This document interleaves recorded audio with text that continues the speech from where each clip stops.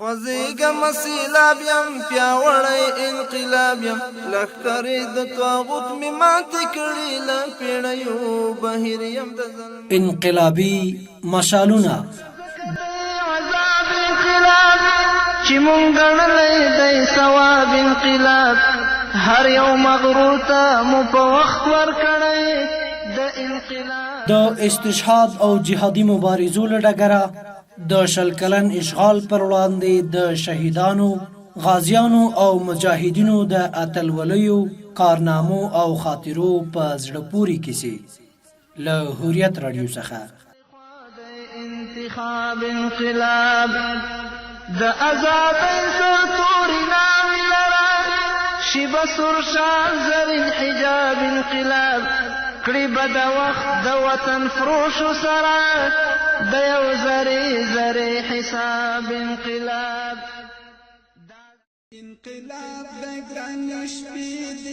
د هوریت رادیو ډیرو درنو اردوونکو السلام علیکم ورحمت الله وبرکاته. تاسو ته له هوریت رادیو څخه د انقلابي مشالونو یوې بلې خبرونې ته بیا هم زه خپل واکتل هرکلی کوم. د انقلابي مشالونو د خبرونې په لړ کې د اصل د شهید مولوي عبدالسلام تقبله الله د ژوند او کارنامو په اړه درته مطلب وړاندې کوم. هیله ده چې راسره تر پایه ملتیا وکړئ او خبرونه تر پایه راسره واورئ. لیکوال قاری سعید. د طالبانو د اسلامي تحریک د بریالیتوب استقامت او ثبات یو راز دا بلل کېږي چې دا تحریک د معاصر پرفتن دوران لمنځه د الله تعالی د هغو صالحو او نیکو بندگانو څخه جوړ تحریک دی چې په اوس وخت کې خورا لږ مثالونه موندل کېدای شي. دا تحریک چې لویه برخه یې د دیني مدارسو طالب العلمان او دیني علما دي له همدې څخه څرګندېږي چې په دې تحریک کې د معاصر دور تر ټولو متدین پاک نفسه او سپېڅلي خلک راجمع شوي دي. د دیني علومو د طالبانو په اړه ستر مجتهد امام مالک رحمت الله علیه فرمایي کچېرې د قرآن او حدیثو د طالبانو په منځ کې هم اولیاء الله نه وي نو معنا یې دا ده چې د ځمکې پر مخ اولیاء الله شتون نه لري. د طالبانو په اسلامي تحریک کې ډېر داسې ګمنام او اشخاص تیر شوي او الله اوس هم شته چې اعمالو ته په پام سره بې شکه د اولیاء الله حکم ورباندې کېدلی شي. هغه د خدای تعالی دوستان چې ورځ په جهاد او د الهي دین په بیریا او بې اوازه خدمت تیروي او د شپې د خدای جل جلاله حضور ته په سجده پراته وي. که له یوې خوا د علم تقوا دیانت او اخلاص بیلګې وي له بل اړخه بیا د ایثار شجاعت او جرأت مثالونه وي. د الله تعالی د لارې د داسې صالحو لاریانو له جملې څخه یو هم شهید مولوي عبدالسلام تقبله الله او چې الله تعالی ورته د سیرت او صورت ښکلاوي په یو رنګ ورکړی وي. راځئ څو شیبې د دې شهید له ژوند او کردار سره پاتې شو.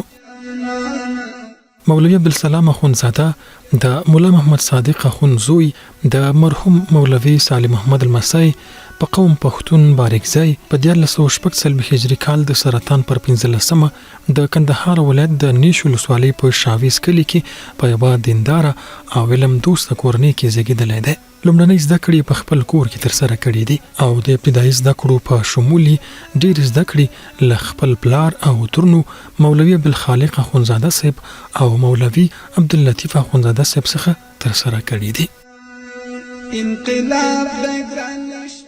د دوی کورنۍ له ډېره وخته د علم او دینداري کور پاتې شوی او تر 2 پیړیو نیکونه علما پاتې شوي دي.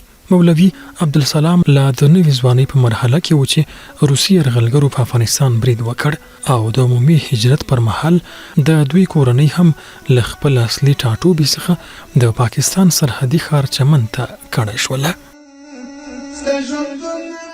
هلته مولوي عبدالسلام صاحب خپل زده کړې په نور المدارس فوقیه مدرسه کې پیل او سرته ورسولې.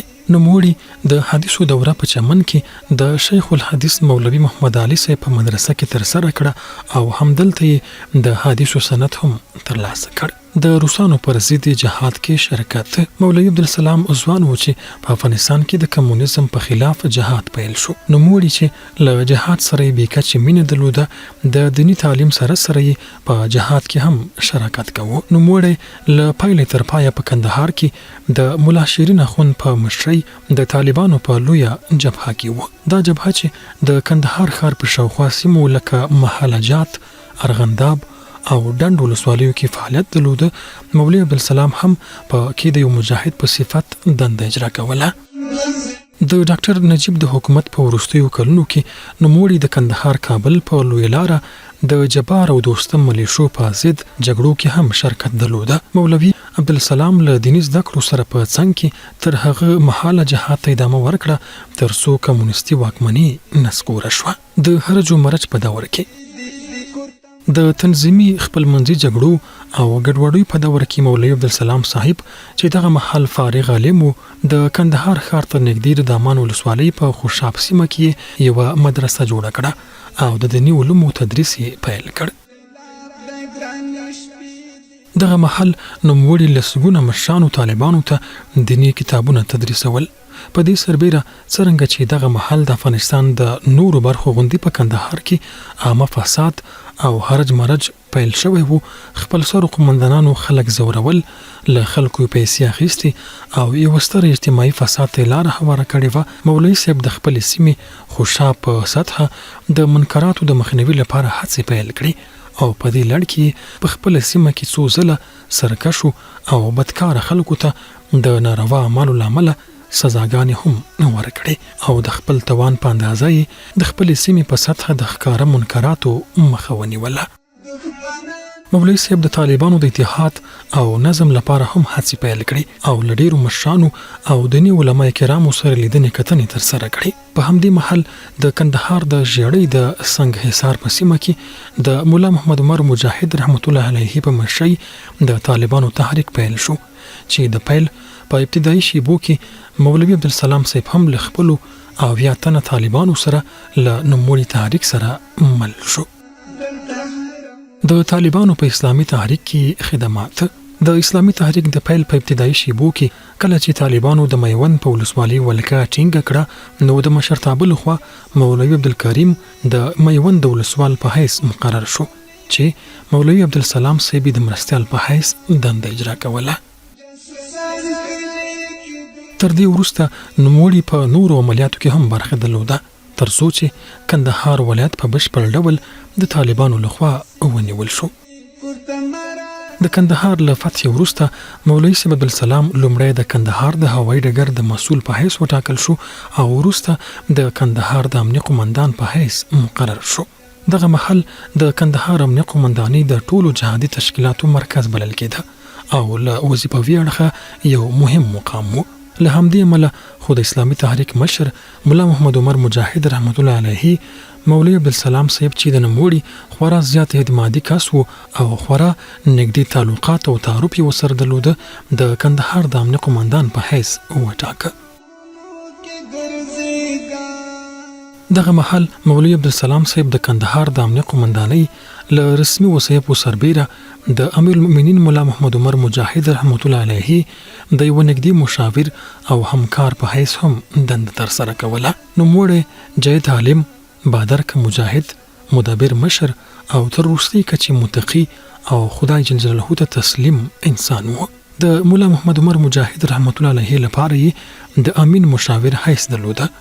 د نوموړي ملګري وایي چې په دې محل له مولوي صاحب عبدالسلام سره د مولا محمد عمر مجاهد دومره همیشني تعلقات او راشه درشه و چې اکثر وخت به چې مولا صاحب په خپل دفتر کې نه و، نو ملګرو به د مولوي عبدالسلام صاحب په ځای کې پوښتنه کوله او ډیر وخت هملته پیدا کېده.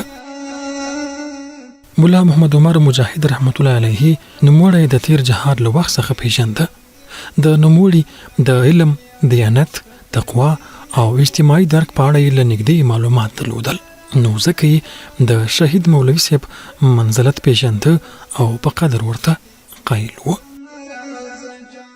د مولوي عبدالسلام صاحب شهادت په 1404 هجري شمسي کال کې کله چې د هیواد په لویدیځ کې د هرات واکمن تورن اسماعیل خان لومړی په ګریشک برید وکړ او وروسته د اسلامي تحریک مجاهدینو شکست ورکړ او د فراه ولایت ته په شا کړ. د جګړو په همدې لړۍ کې په لویدیځ کې د طالبانو عمومي نظامي قومندان مولا محمد اخوند زخمی شو. په دې مهال مولوي عبدالسلام صاحب په خپله له یو شمېر مجاهدینو سره د جګړې لومړي خط ته لاړه چې په همدې جهادي سفر کې نوموړی د فراه ولایت د ابخرما په سیمه د خوست په دره کې له دښمن سره په مخامخ جګړه کې په شهادت ورسېده. د مولوي عبدالسلام صاحب شخصیت. شهید مولوي عبدالسلام صاحب د اسلامي امارت په سطحه یو له هغو کسانو څخه و چې په بېساري علمي استعداد او تقوای شهرت درلوده. نوموړي ته الله جل جلاله په علمي استعداد او سیاسي درایت سربیره خورا متشرع شخصیت هم ورکړی و. د نوموړي ملګري او متعلقین اوس هم د ده د تواضع، خوش اخلاقۍ او حسن تعامل یادونه کوي. همدا وجه وه چې نوموړی په ډېر کشر عمر کې د ډېرو زړونو محبوب ګرځولی و او د خپلې سیمې په سطحه یې بېساری محبوبیت او نفوذ درلوده. د ملا سیف الله اخوند په نوم یو طالب چې له مولوي عبدالسلام سره 15 کاله ملګرتیا کړې وایي چې نه یادېږي چې مولوي صاحب دی د جومات لمونځ قضا کړی وي، بلکې په هر ډول حالاتو کې د جومات د لمانځه سخت پابند و. نوموړي په ښه علم سربیره خورا ښه قرأت او حسن صوت هم درلوده او په ډېر زړه وړونکي ترنم به یې اذان کوه. دغه د الله تعالی صالح بنده په داسې مهال په شهادت ورسېده چې لا یې د ځوانۍ عمر پای ته نه ورسېدلی. له نوموړي څخه یوازې یوه لور پاتې شوې ده. انا لله و انا الیه راجعون. شهادت دی قبول او روح دی د تل لپاره آرام وي. کو تمہارا زجانانا دلتا هرس چانتی دی کو تمہارا خوزیگم سیلاب یم پیاوڑی انقلاب یم لخکری د طاغوت می ماتی کړي لپیړیو بهیر یم د ظلمیو انقلابی مشالونه تزکه د عذاب انقلاب چې مونږ ګڼلی دی ثواب انقلاب هر یو مغرور ته مو په وخت ورکړی د انقلاب د استشهاد او جهادي مبارزو له ډګره د شل کلن اشغال پر وړاندې د شهیدانو، غازیانو او مجاهدینو د اتلولیو، کارنامو او خاطرو په زړه پورې کیسې له هوریت رادیو څخه. غوندې غواړي حوصلې انقلابونه راوړي په ژوندانه سختې شېبې انقلابونه راوړي په ژوندانه سختې شېبې